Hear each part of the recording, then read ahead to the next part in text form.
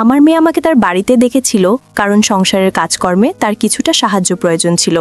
আমি সেখানে গেলে জামাই আমাকে খুব আন্তরিকতার সাথে স্বাগত জানালো। মনে হলো আমার মেয়ের থেকে জামাই বেশি খুশি হয়েছে আমাকে আসতে দেখে। এক রাতে যখন সবাই বিশ্রাম নিচ্ছিল, আমার জামাই আমার পাশে এসে বসলো এবং বলল, মা, আপনার মেয়ে আজকাল আমাকে কোনো সময় দেয় না। সংসারের দায়িত্ব আর কাজের চাপে সে খুবই ক্লান্ত হয়ে পড়ছে। এখন আপনি আমার শেষ ভরসা। কিছু বুঝার আগেই জামাই আমাকে, আমি 40 বছর বয়সে একজন মহিলা। আমি আগে থেকেই অনেক সুন্দর ছিলাম, যা আমি এখনও ধরে রেখেছি। আমাকে দেখলে কেউ বুঝতেই পারে না আমার বয়স 40। এই বয়সেও আমি সবসময় মডার্ন ড্রেস পরতাম। এই কারণে হয়তো আমার মেয়ের জামাই আমাকে অনেক পছন্দ করত। জামাই আমাকে অনেক ভালোবাসে। দয়া করে গল্পগুলো ভালো লাগলে ভিডিওটি লাইক, শেয়ার এবং চ্যানেলটি সাবস্ক্রাইব করো প্লিজ। একদিন মেয়ে প্রীতি ফোন করে বলল, মা, তুমি এলে ভালো হয়, তোমার রান্না করা সবজি খেতে ইচ্ছে করছে। আমি ওদের বাড়িতে পৌঁছাতেই জামাই আন্তরিকভাবে স্বাগত জানালো।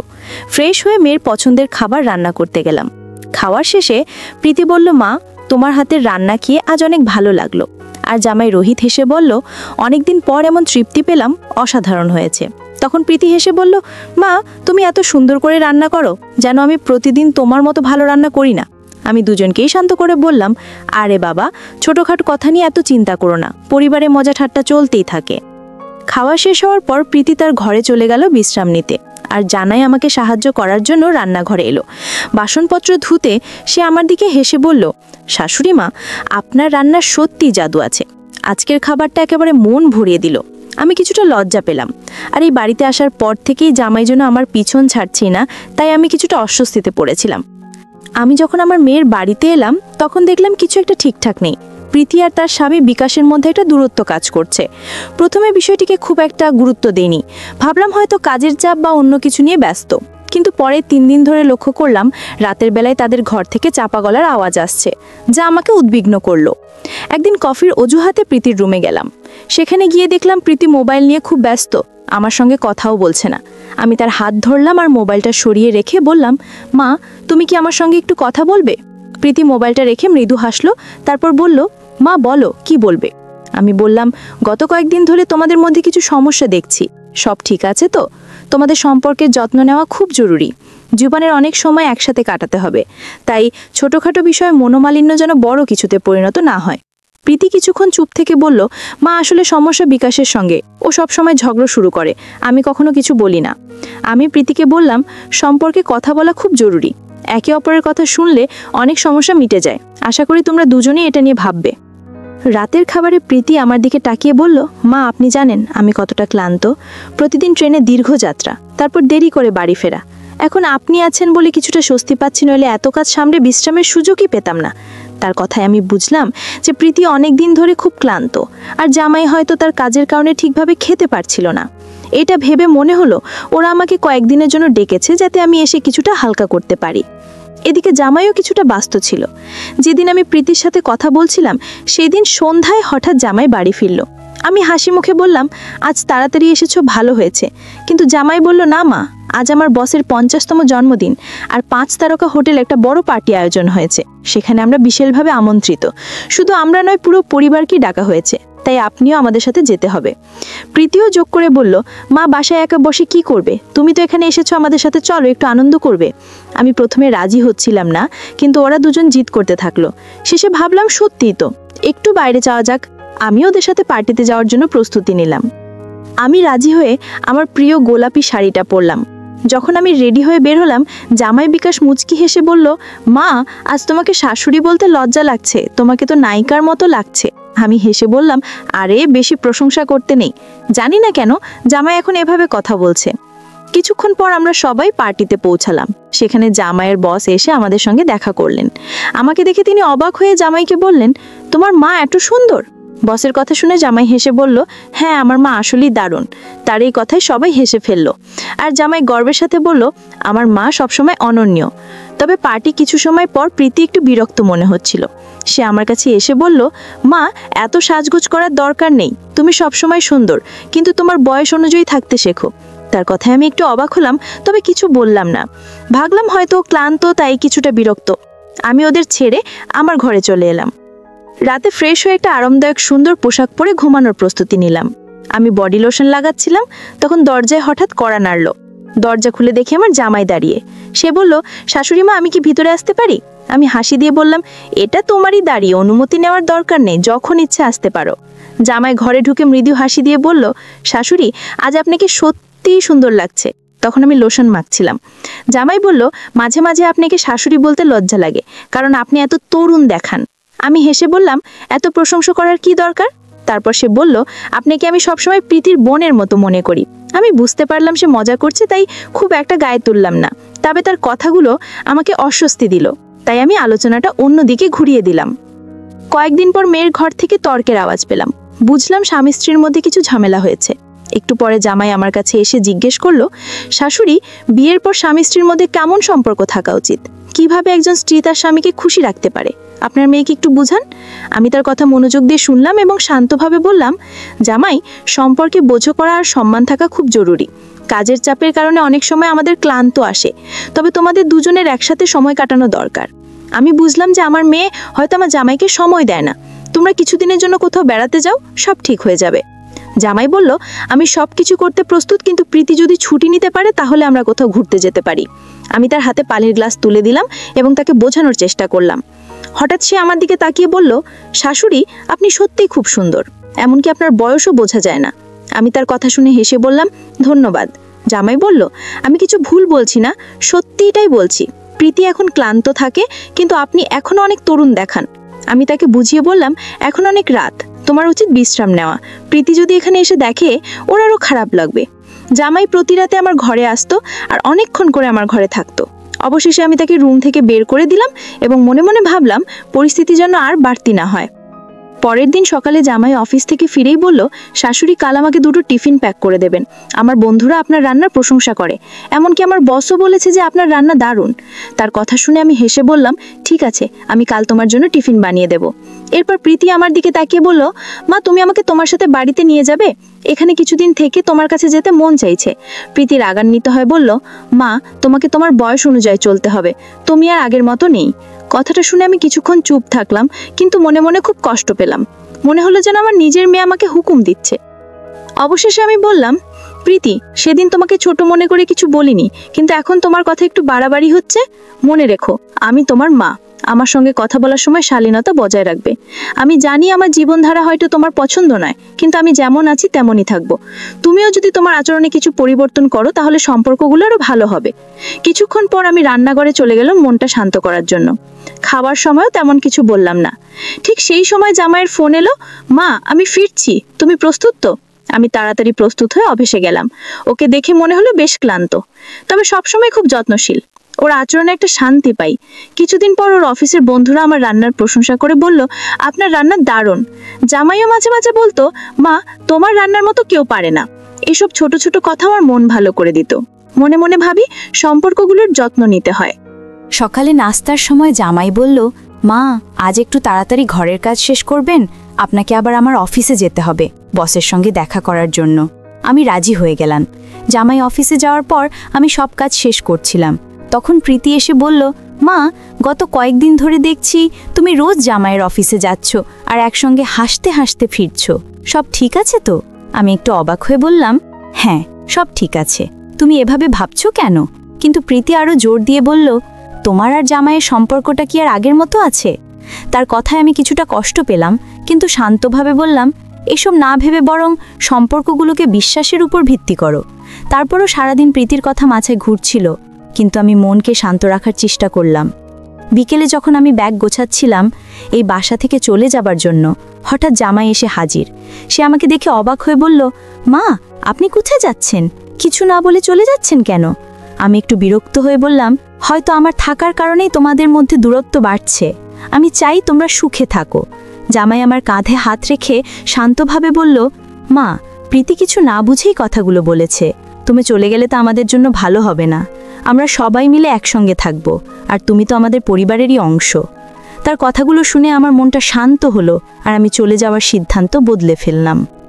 জামাই প্রতিদিন রাতে আমার ঘরে আসে, তাই একদিন আমি ওকে বললাম, জামাই, তুমি যখন আমার ঘরে আসো কখনো ভেবেছো যদি প্রীতি হঠাৎ করে চলে আসে তাহলে কি হবে? জামাই কিছুটা চিন্তিত হলেও বলল, মা, তুমি দুশ্চিন্তা করো না, প্রীতি যদি কখনো জানতে পারে আমাদের মুখোমুখি হতে হবে, তবে যা কিছু হচ্ছে তাতে তোমার কোনো দোষ নেই। একদিন আমরা যখন কথা বলছিলাম রাতে, প্রীতি হঠাৎ এসে হাজির। আমাদের একসাথে দেখে প্রীতি আগে ফেটে পড়ে বলল, আমি অনেক দিন ধরে তোমাদের উপর সন্দেহ করছিলাম, প্রতিদিনই আমাকে ফাঁকি দিয়ে কি করছো ভেবেছিলাম, কিন্তু আজ ধরা পড়লে। তার কথা শুনে আমি চুপ করে রইলাম। এমন সময় জামাইয়ের ফোন বেজে উঠল। সে ফোন ধরে বাইরে চলে গেল। কিছুক্ষণ পর জামাই ফিরে এলো তার বসকে নিয়ে। তার বস সাগর এসে প্রীতিকে শান্তভাবে বললেন, তুমি যা ভাবছো তা একদমই ঠিক নয়। তোমার মা ও স্বামীর সম্পর্ক নিয়ে তুমি ভুল ধারণা করছো। আমি প্রীতির দিকে তাকিয়ে বললাম, তুমি যা ভাবছো তা ভুল। জামাই শুধুই কাজের জন্য আমার কাছে আসতো। সাগর আমাদের বিশ্বাস করত, তাই আমি ওকে সাহায্য করছিলাম। তুমি যা দেখেছো তাতে কোনো ভুল নেই। সাগর যোগ করে বলল, আমি অনেক দিন ধরে তোমার মায়ের কাছে আসতাম, কারণ আমি জানতাম সে একা থাকতে কষ্ট পায়। আমরা চাইছিলাম সে একটু শক্ত থাকুক। এসব শুনে প্রীতি কিছুটা শান্ত হলো, কিন্তু সন্দেহ পুরোপুরি কাটল না। আমি বললাম, তুমি ভুল ধারণাগুলো ছেড়ে দাও, যা ঘটছে তা সম্পূর্ণ ভুল।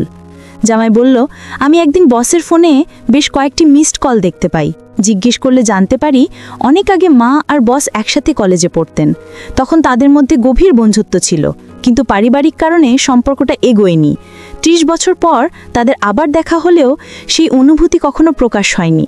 আমি মায়ের আচরণ দেখে বুঝেছিলাম এই যোগাযোগ তাকে কিছুটা সুখী করছে, তাই মাঝে মাঝে ইচ্ছাকৃতভাবে বসের সাথে তার যোগাযোগ করানোর চেষ্টা করেছি। তুমি বিশ্বাসটা ভুলভাবে নিয়ে মায়ের উপর অভিযোগ তুলেছ।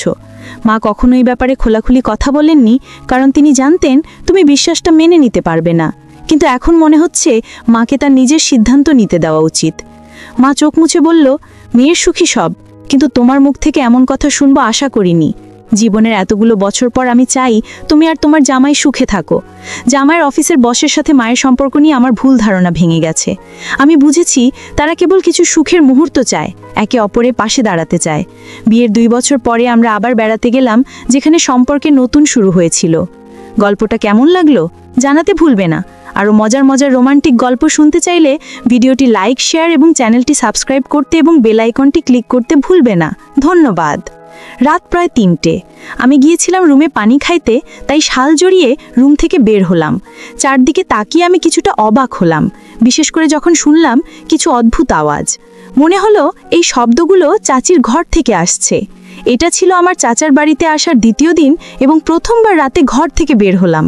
যে আওয়াজ কানে আসলো তাতে হঠাৎ করেই বুক ধরফর করতে লাগলো।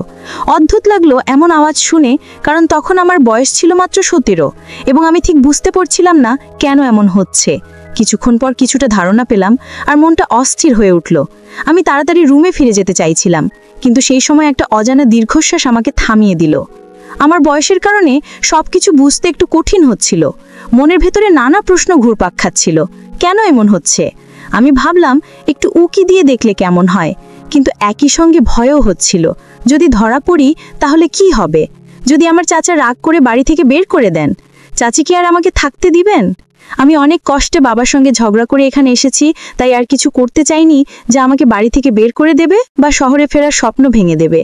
ভাবতে ভাবতে নিজের রুমে ফিরে এলাম, কিন্তু ঘুম কিছুতেই আসছিল না। শুয়ে শুয়ে ভাবতে লাগলাম সকালটা কেমন হবে। ভোরবেলা রুম থেকে বেরিয়ে চাচির দিকে চোখ পড়ল। তাকে দেখে আমি অবাক হয়ে গেলাম। তার লম্বা কালো চুলে ভেজা ফোঁটা ঝরছিল, একেবারে যেন কোনো গল্পের দৃশ্য মনে হচ্ছিল। সে স্নান সেরে এসেছে আর তার ভেজা চুলের ফোঁটা ধীরে ধীরে তার শরীর স্পর্শ করে নিচে নামছিল। তার পরনে থাকা নীল শাড়িটি সেই মুহূর্তে যেন আরও বেশি মোহময় হয়ে উঠেছিল। তার চোখে এক অদ্ভুত ঝলক দেখা যাচ্ছিল, যেন এই দিনটি তার জীবনে অন্য সব দিনের চেয়ে আলাদা।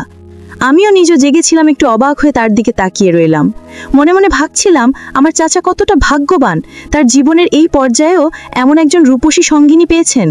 প্রথম যখন তাকে দেখেছিলাম তখন বিশ্বাসই করতে কষ্ট হচ্ছিল যে তিনি আমার চাচি হবেন।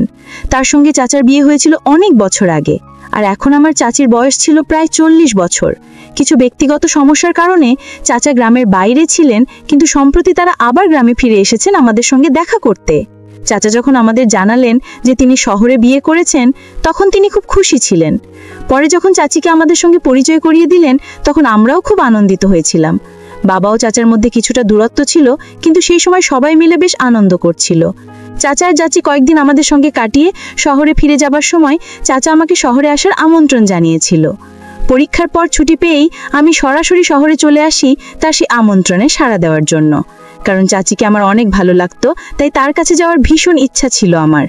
আমার বাবা প্রথমে চায়নি যে আমি শহরের পরিবেশে ঢুকি, তাই আমি নিরুৎসাহিত করছিলেন, কিন্তু আমি নিজের ইচ্ছায় শহরে চলে এসেছি।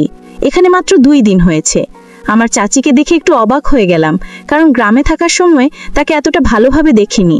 চাচি ছিলেন খুবই আকর্ষণীয়, তার চলাফেরা ও কথা বলার ভঙ্গি সবই বেশ মুগ্ধ করার মতো ছিল। শহরে এসে একই ছাদের নিচে থাকার পর বুঝলাম তিনি সাধারণ কেউ নয়, অনেকটা আলাদা এবং বিশেষ। বিয়ের পর তিনি আরও আকর্ষণীয় হয়েছে, তাকে দেখলে আমার মনটা ভালো হয়ে যেত। কিছু সময় মনে হলো চাচিও হয়তো আমার দিকে তাকিয়ে হালকা মুচকি হেসেছেন, যা আমাকে একটু বিব্রত করেছিল। এমন সময় দরজার শব্দ হলো। চাচি আমাকে নাস্তা তৈরি করতে বলছিলেন আর দরজা খুলতে বললেন। দরজা খুলতেই চাচা দাঁড়িয়েছিলেন, মুখে ক্লান্তির ছাপ। তিনি বললেন, রাতে বাইরে ছিলাম, এখন রাতের শিফট শুরু হয়েছে। চাচা জানালেন তিনি কিছুদিন রাতের শিফটে কাজ করবেন এবং তাতে আমাদের সাথে কাটানোর সময় কিছুটা কমবে। তার কথা শুনে একটু খারাপ লাগছিল, কারণ তার অনুপস্থিতির কারণে বাড়ির পরিবেশ কিছুটা বদলে যাচ্ছিল। চাচার কথা মনে করে চাচির দিকে মুগ্ধ হয়ে তাকিয়েছিলাম। সে আমার জন্য নাস্তা তৈরি করছিলেন। আমি ভাবছিলাম এখন থেকে রাতে আমি আর চাচি ছাড়া বাড়িতে কেউ থাকবে না। রাতে কিছুটা অস্বস্তি নিয়ে ঘুরছিলাম। চাচা ঘুমিয়ে পড়েছিলেন, কিন্তু আমার মাথায় অনেক প্রশ্ন ঘুরপাক খাচ্ছিল। সবকিছু ঠিক ছিল কিনা বোঝার জন্য আমি চাচার রুমের দিকে কান পাতলাম, কিন্তু কিচ্ছু শোনা যাচ্ছিল না। মনে হলো হয়তো আমি কল্পনা করছিলাম। তারপর ঘুম থেকে উঠে পানি খেতে গেলাম, কিন্তু মনের মধ্যে একটা দ্বিধা কাজ করছিল। যে ঘটনা ঘটেছে তা কি সত্যি? আমার চাচি সবসময় আমার প্রতি আন্তরিক ছিলেন, এমনকি মাঝে মাঝে হাত ধরে আমাকে বাইরে ঘুরিয়ে দেখাতেন। আমার বয়স তখন মাত্র 17, তাই তার এই আচরণ আমাকে কিছুটা বিভ্রান্ত করেছিল। সারাদিন আমাদের ঘোরাফেরা শেষে যখন চাচা কাজে চলে গেলেন, আমি বুঝতে পারছিলাম না কি ভাবতে হবে। তবে চাচার অনুপস্থিতিতে চাচি একা ছিলেন, যা তাকে অনেকটা অন্যরকম করে তুলছিল। বাবা আমাকে শহরে আসতে বারণ করেছিলেন, কিন্তু আমি চাচার আমন্ত্রণে এখানে চলে এসেছি। চাচির সঙ্গে কাটানো এই সময় আমাকে ভাবিয়ে তুলেছিল এমন কি কিছু ঘটছে যা আমি পুরোপুরি বুঝতে পারছি না। আমার চাচির সাথে রাতে একা থাকা ঠিক ছিল না, বিশেষ করে যখন আমার চাচা কাজে চলে যেতেন। তখন আমি নিজের রুমে নিজেকে আটকে রাখতাম, কিন্তু মাঝে মাঝে কৌতূহল আমাকে পেয়ে বসতো। মনে হতো চাচির রুম থেকে কোনো আওয়াজ আসছে। অনেকক্ষণ নিজেকে সামলানোর চেষ্টা করেও শেষ পর্যন্ত আমি আবেগে হার মানলাম এবং চাচির রুমের দরজার কাছে গেলাম। তখন শুনলাম যেন আবারও সেই একই আওয়াজ আসছে। আমি দরজার কাছে কান পাতলাম এবং ভেতর থেকে আসা আওয়াজগুলো শুনতে শুরু করলাম। মনে হচ্ছিল এগুলো আমার মনে আরও বেশি প্রশ্ন তৈরি করছে। আমি ক্লান্ত হয়ে গিয়েছিলাম এবং নিজের মনকে সামলানোর চেষ্টা করছিলাম।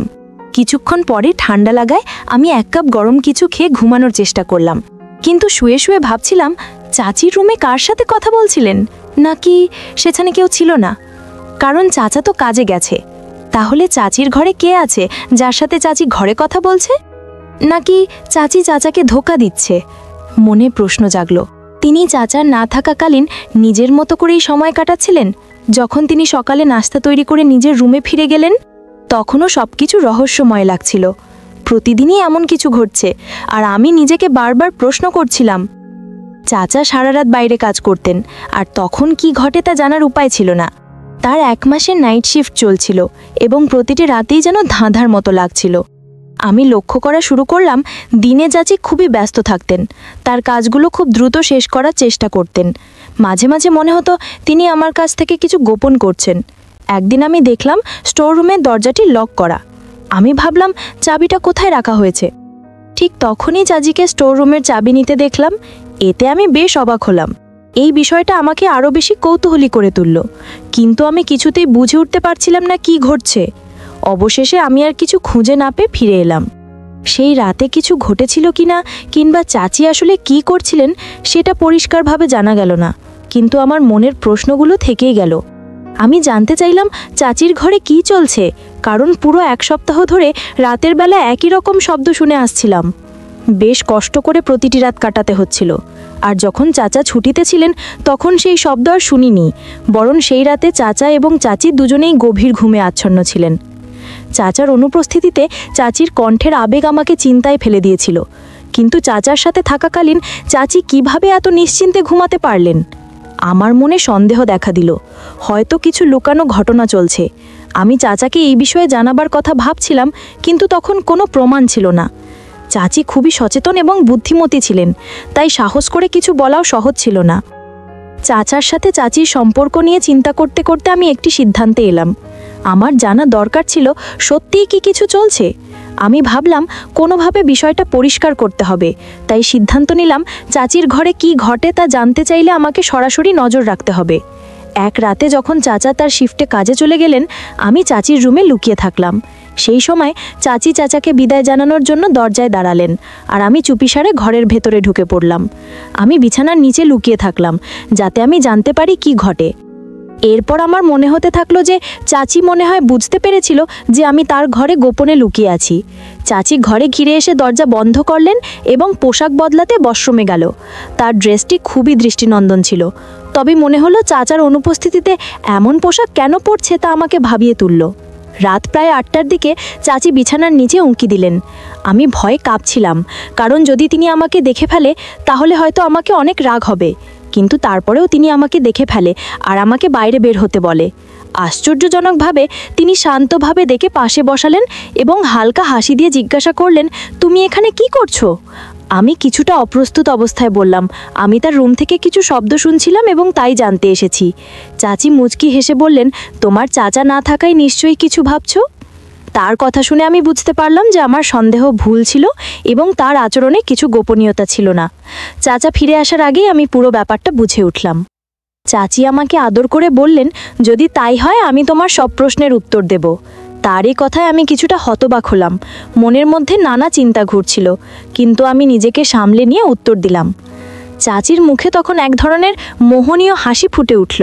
সে বলল, আর কতদিন এই একাকিত্ব জীবন কাটাবো? তার চোখে জল চলে এলো এবং সে আমাকে আলিঙ্গন করলো।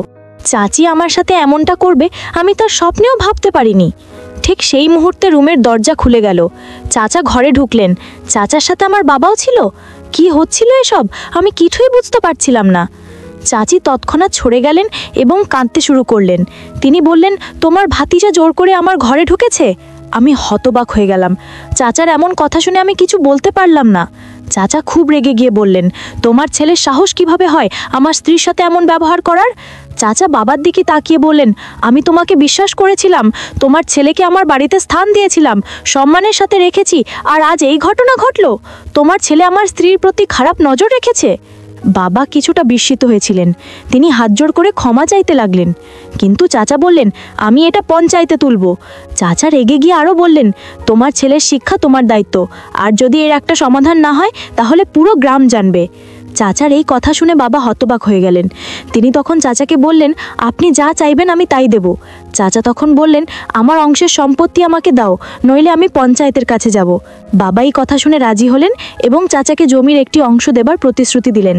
তারপর চাচা শান্ত হলেন। আমি হতবাক হয়ে দাঁড়িয়েছিলাম, আর তখনই সিদ্ধান্ত নিলাম চুপচাপ গ্রামে ফিরে যাব।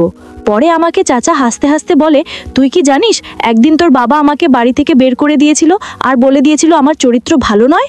চাচা আরও বললেন, তোর বয়সী ছেলেরা অনেক ভুল ধারণা থাকে, তাই আমরা সেই কারণেই তোমার বাবার সাথে এসব বলে অর্ধেক জমি নিয়েছি।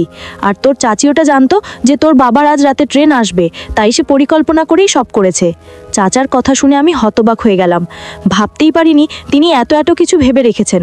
তার কথায় যেন নিজের উপর লজ্জা বোধ হচ্ছিল। আমি জবাব দিলাম, আমার বাবা আমাকে অশ্লীল কিছু শেখাননি, আমি সবসময় সঠিকভাবেই চলেছি। কিন্তু চাচা সেটা মানতে নারাজ। তিনি আরও বললেন, তুমি যখন জানো আমি রাতে বাসায় থাকি না, তখন কেন একা চাচির সঙ্গে ঘরে থেকেছো? আমি কিছু বলার সাহস পেলাম না। শেষমেশ আমাদের পরিবার অনেক ক্ষতির সম্মুখীন হলো এবং অর্ধেক সম্পত্তি চাচার হাতে চলে গেল। এই ঘটনার পর আমি উপলব্ধি করলাম, জীবনে আপনজনেরাই বেশি ক্ষতি করে। গল্পটা কেমন লাগলো জানাতে ভুলো না। আরও মজার মজার রোম্যান্টিক গল্প শুনতে চাইলে ভিডিওটি লাইক, শেয়ার এবং চ্যানেলটি সাবস্ক্রাইব এবং বেল আইকনটি ক্লিক করতে ভুলো না। ধন্যবাদ। রাত তখন প্রায় 1টা বাজে। এটা ছিল প্রথমবার যখন আমি এক গভীর রাতে মামির সঙ্গে তার বাড়িতে একা ছিলাম। বাড়িতে বিদ্যুৎ ছিল না, চারিদিককে ঘন অন্ধকারে ছেয়ে গেছিল। এই অন্ধকারে মামির মিষ্টি মুখ যেন আরও উজ্জ্বল লাগছিল। তিনি গভীর ঘুমে আচ্ছন্ন ছিলেন। তার প্রশান্তির ঘুম দেখে আমার মনে এক অদ্ভুত অনুভূতি এলো। আমার মধ্যে এক অজানা অস্থিরতা সৃষ্টি হলো। তখনই আমার মনে এলো, অনেক সময় গভীর রাতে নির্জনতা বাড়লে নানা চিন্তা মাথায় ভিড় করে। সেদিন সেই ভাবনায় আমি এক ধরনের টান অনুভব করলাম। প্রতি রাতে মামি ঘুমানোর পর আমি তার ঘরেই ঘুমোতাম, আর আমার মামি আমার থেকে মাত্র 6 বছরের বড় ছিলেন। দেখতে অত্যন্ত সুন্দরী ও তরুণ্যে ভরপুর। তিনি সবসময় শাড়ি পরতে ভালোবাসতেন। শাড়িতে তাকে অসাধারণ লাগতো। তার গায়ের রং ছিল একদমই ফর্সা। আমি লক্ষ্য করেছিলাম তিনি নিজের অনেক যত্ন নিতেন। মাঝে মাঝে ভাবতাম মামি একা একা কিভাবে থাকেন। বন্ধুরা, আজকের গল্পটা অনেক বেশি স্পেশাল। আশা করছি তোমাদের ভালো লাগবে। আর প্রতিদিন গল্প শুনতে চাইলে ভিডিওটি লাইক, শেয়ার এবং চ্যানেলটি সাবস্ক্রাইব করো প্লিজ। তার বিয়ে হয়েছিল মাত্র 5 মাস আগে, কিন্তু তার পরপরই তার স্বামী বিদেশে চলে গিয়েছিলেন। সেই থেকে তিনি একাই তার বাড়িতে থাকতেন। ছোটোখাটো বিষয়েও তিনি প্রায় অস্থির হয়ে যেতেন। এমন সময় তিনি আমার মাকে ফোন করতেন, আর আমি সুযোগ পেয়ে তাদের বাড়িতে চলে যেতাম, কারণ মায়ের কথাগুলো শুনতে আমার ভালো লাগতো না। আজও কলেজ থেকে ফিরে দেখি মামি বাড়িতে এসেছেন এবং তার চেহারায় ক্লান্তি স্পষ্ট। আমি তাকে জিজ্ঞাসা করলাম, কি হয়েছে মামি? মামি একটু বিষণ্ণভাবে বললেন, সকাল পর থেকে বিদ্যুৎ নেই, সময় মতো বিল পরিশোধ করতে পারেনি বলে বিদ্যুৎ বিচ্ছিন্ন হয়ে গেছে। বলতে বলতেই তার চোখে জল চলে এলো। আমি তখন তাকে জিজ্ঞাসা করলাম, বিল কেন সময় মতো পরিশোধ হয়নি?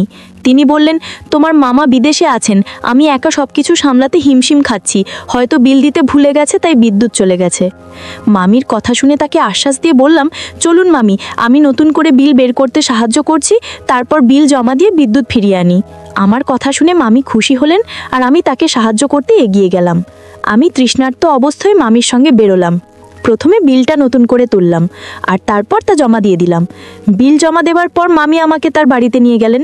রাতের অন্ধকার চারিদিকে ছেয়ে গেছিল এবং এখনও বিদ্যুৎ ফিরে আসেনি। আমরা ঘরে ঢোকার পর চারিদিক কিছুই দেখা যাচ্ছিল না। আমি তাড়াতাড়ি আমার ফোনের টর্চটা জ্বালালাম, আর সেই আলোয় মামির মুখের দিকে তাকাতেই আমার মনে কিছু ভাবনা এলো। এই হালকা আলোয় তার উপরূপ সৌন্দর্য ফুটে উঠেছিল। আমি তাকে বললাম, আপনি বেডরুমে গিয়ে একটু বসুন, আমি লাইটের ব্যবস্থা করার চেষ্টা করছি। মামি বললেন, আমার অন্ধকারে ভয় লাগে, তাই তো তোমাকে সঙ্গে নিয়ে এসেছি। মামির কথাই তাকে আশ্বাস দিয়ে কাঁধে হাত রেখে বললাম, আপনার ভয়ের কিছু নেই, আমি আছি আপনার সঙ্গে। আমি তাকে নিয়ে গিয়ে বিছানায় বসালাম এবং বললাম, আপনি একটু বিশ্রাম নিন, আমি লাইটের ব্যবস্থা করতে যাচ্ছি। যখন আমি ঘর থেকে বের হতে গেলাম, মামি ভয়ে আমায় হাত ধরলেন এবং ভয়ে আমাকে জড়িয়ে ধরলেন। আমার মনও তখন আবেগে ভরে উঠল। আমি তাকে সান্ত্বনা দিয়ে বললাম, আপনার চিন্তা করার দরকার নেই, আমি কিছু একটা ব্যবস্থা করছি। আমার কথায় মামি কিছুটা শান্ত হলেন। আমি ঘর থেকে বের হয়ে ভাবতে লাগলাম কিভাবে মামির উৎকণ্ঠা কমানো যায়। মামি আমাকে সবসময় নিজের আত্মীয়ের মতোই বিশ্বাস করতেন। তার উদ্বেগ কমানোর জন্য আমি দুধের গ্লাসে সামান্য ঘুমের ওষুধ মিশিয়ে দিলাম, যাতে তিনি একটু ভালো করে বিশ্রাম নিতে পারেন। তখনও বিদ্যুৎ আসেনি, তাই মামি সেই দুধ খেয়ে আমার সঙ্গে কিছুক্ষণ কথা বলতে লাগলেন।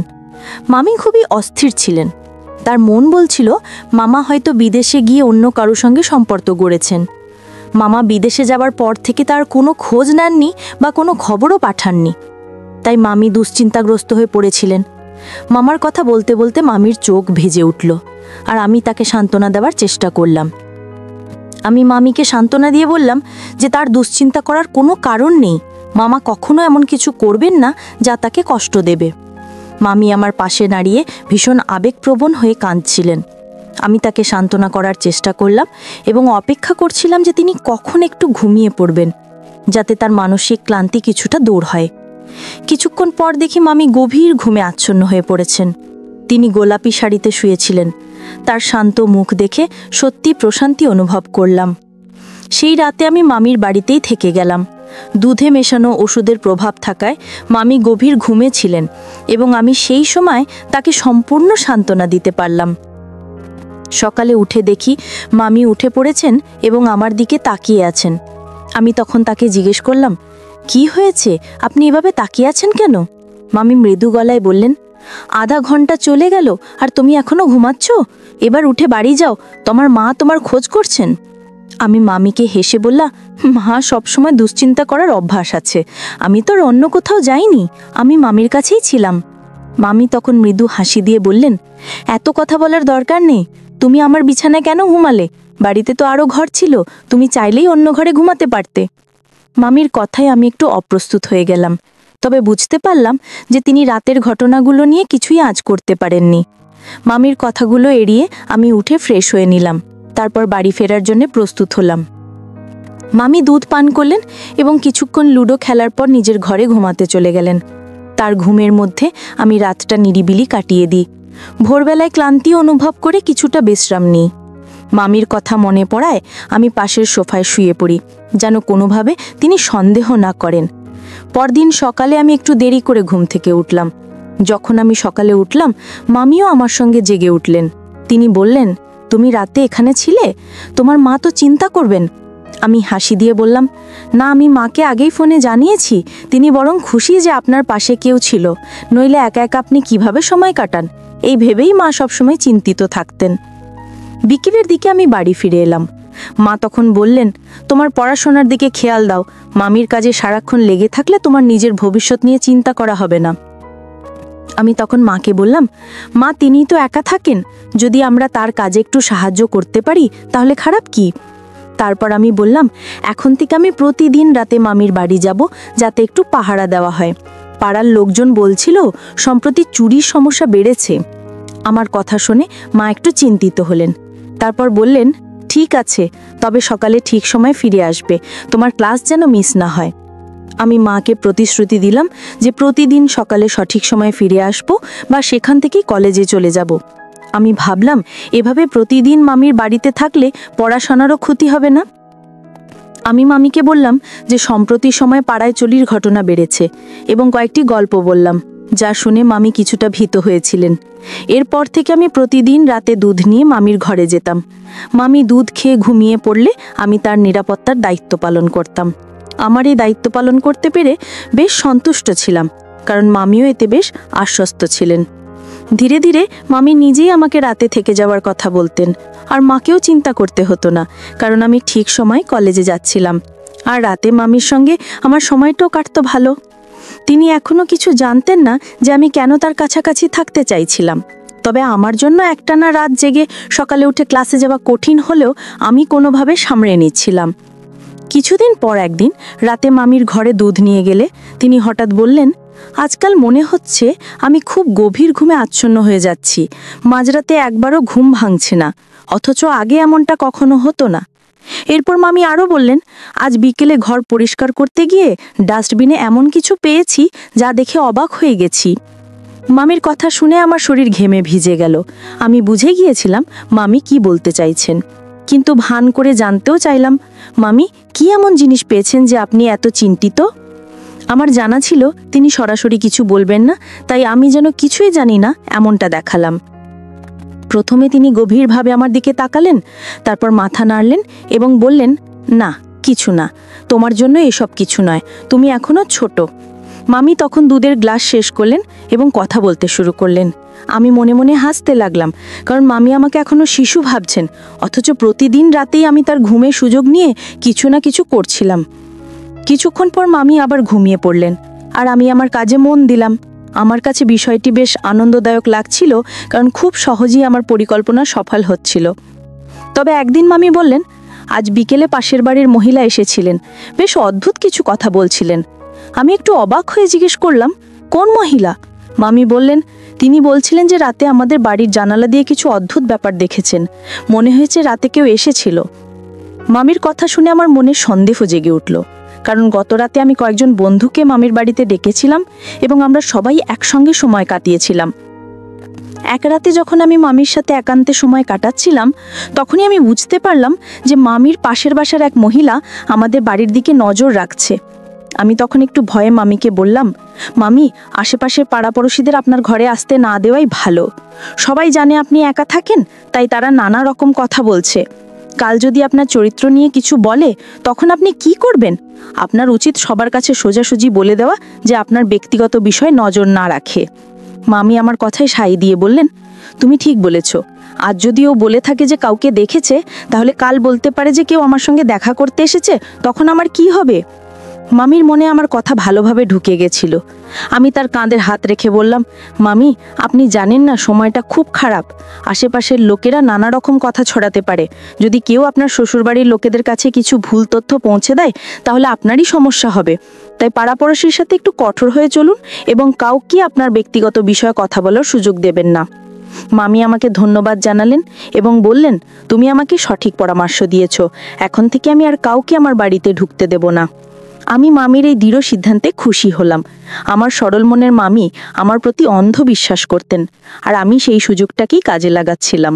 সেই ঘটনার পর থেকে মামি আশেপাশের মানুষের সাথে সম্পর্ক ছিন্ন করে দিলেন এবং তার প্রতিটি সমস্যার সমাধানের জন্য কেবল আমার উপর নির্ভরশীল হয়ে পড়লেন। ছোটোখাটো যে কোনো বিষয়ে তিনি আমাকে ফোন করতেন আর আমি সঙ্গে সঙ্গে হাজির হতাম। প্রতি রাতেই আমি নিজেই তার জন্য দুধ নিয়ে যেতাম এবং কখনো কখনো সেই দুধে ঘুমের ওষুধ মিশিয়ে দিতাম। প্রথম দিকে আমি একাই তার গভীর ঘুমের সুবিধা নিতাম, কিন্তু ধীরে ধীরে আমি আমার কয়েকজন বন্ধুদেরও নিয়ে আসতে শুরু করি। আমরা বন্ধুরা মিলেই মামির গভীর ঘুমের সুযোগ নিতে থাকলাম। আমার মনে হয়েছিল এই ঘটনা চিরকালই গোপন থাকবে, কিন্তু আমি ভুল করেছিলাম। এক রাতে হঠাৎ করে কিভাবে যেন মামির ঘুম ভেঙে যায়। তিনি ঘর থেকে বের হয়ে এসে দেখেন আমি এবং আমার বন্ধুরা লাউঞ্জে বসে আছি। কিছুক্ষণের মধ্যেই মামি সব বুঝে যান এবং বিস্মিত চোখে আমার দিকে তাকিয়ে থাকলেন। মামির এই আচরণে আমার বন্ধুরাও ভয় পেয়ে দ্রুত সেখান থেকে চলে যায়। তাদের চলে যাওয়ার পর মামি আমার কাছে এসে কাঁধ ধরে জিজ্ঞেস করলেন, এখানে সব কি চলছে? আমি ভীষণ ভয় পেয়ে গিয়েছিলাম এবং কিছুই বলতে পারছিলাম না। আমি মামিকে বললাম, মামি, আমি শুধু পড়াশোনার জন্য বন্ধুদের ডেকেছি। কিন্তু মামি রেগে গিয়ে আমাকে একটা থাপ্পড় মারলেন এবং বললেন, আমি নিজ চোখে দেখেছি তুমি বন্ধুদের নিয়ে মাদক নিচ্ছিলে এবং 2 মেয়েকেও দেখেছি যারা রাতের অন্ধকারে তোমাদের সাথে সময় কাটাচ্ছিল। আমার কয়েকজন বন্ধু প্রায়ই তাদের সাথে মেয়েদের নিয়ে আসতো যারা আমাদের মনোরঞ্জন করত। মামি এই দৃশ্য দেখে ফেলেছিলেন এবং বলছিলেন, তোমার কি লজ্জা নেই? এই বয়সে এই ধরনের কাজ করছো? তোমাকে দেখে মনে হয় না যে তুমি আমাদের পরিবারের কেউ? মামির কথা শুনে আমার মাথা নিচু হয়ে গেল। আমি তাকে বললাম, আমি তো বন্ধুদের সাথে একটু মজা করতে চেয়েছিলাম, কিন্তু মা এসব কিছুতেই অনুমতি দেন না। মনে হয় মায়ের মানসিকতা এখনও অনেক পুরনো। মা আমার বন্ধুদের পছন্দ করে না, তাই আমি রাতের বেলা এখানে চলে আসি। আজও আপনি দুধ খেয়ে ঘুমিয়ে পড়েছেন, তখনই আমরা একটু মজা করছিলাম। এটা কি ভুল আছে? আমরা তো শুধু একটু আনন্দ করছি। আমার কথা শুনে মামি আমাকে আরেকটা থাপ্পড় মারলেন এবং বললেন, কিছু তো লজ্জা করো। তুমি যেটা মজা বলছো সেটা তো আসলে বিপদের পথে নিয়ে যাচ্ছে। তুমি একবারও ভাবো না যে তুমি নিজের ক্ষতি করছো। আমি চুপচাপ রাতের অন্ধকারে মামির বাড়ি থেকে বেরিয়ে নিজের বাড়িতে ফিরলাম। মা আমাকে দেখে চিন্তিত হয়ে জিজ্ঞেস করলেন, কি হয়েছে? আমি মিথ্যে বললাম যে আমার শরীর ভালো লাগছিল না, তাই মামির বাড়িতে ঘুমোতে পারিনি। এরপর সোজা নিজের ঘরে চলে গেলাম। আমার মনে একটাই ভয় ছিল, যদি মামি সব বলে দেন তাহলে বাবা কখনো আমাকে ক্ষমা করবেন না। তবে মামি আমার উপর দয়া করে কিছু বলেননি, তবে তিনি কঠোরভাবে নির্দেশ দিয়েছিলেন যেন আমি আর সেই বন্ধুদের সাথে কোনো সম্পর্ক রাখি না। আমি মামির কথা শুনলাম, কিন্তু এরই মধ্যে কলেজে আমার পড়াশোনা একেবারে খারাপ হয়ে গেল। পরবর্তী সেমিস্টারে আমি সম্পূর্ণভাবে ফেল করলাম। এই সংবাদ শুনে আমার মা খুবই ভেঙে পড়লেন এবং বাবাও প্রচণ্ড রেগে গেলেন। আমি তখন বাবা মাকে প্রতিশ্রুতি দিলাম যে এবার থেকে কঠোর পরিশ্রম করব। বন্ধুরা, আজকে এই পর্যন্তই। আবারও আসবো তোমাদের মধ্যে নতুন কোনো ভিডিও নিয়ে। ভিডিওটি যদি তোমাদের ভালো লাগে তাহলে একটি লাইক দাও। প্রতিদিন আমি তোমাদেরকে একটা করে নতুন গল্প উপহার দেব, তাই তোমাদেরকে অনুরোধ করে বলছি, তোমরা যদি এরকম ধরনের ইন্টারেস্টিং গল্প পেতে চাও তাহলে দয়া করে আমার চ্যানেলটি সাবস্ক্রাইব করো। পরিশেষে তোমাদের সকলের সুস্বাস্থ্য কামনা করি। ভিডিওটি দেখার জন্য তোমাদের সকলকে অসংখ্য ধন্যবাদ।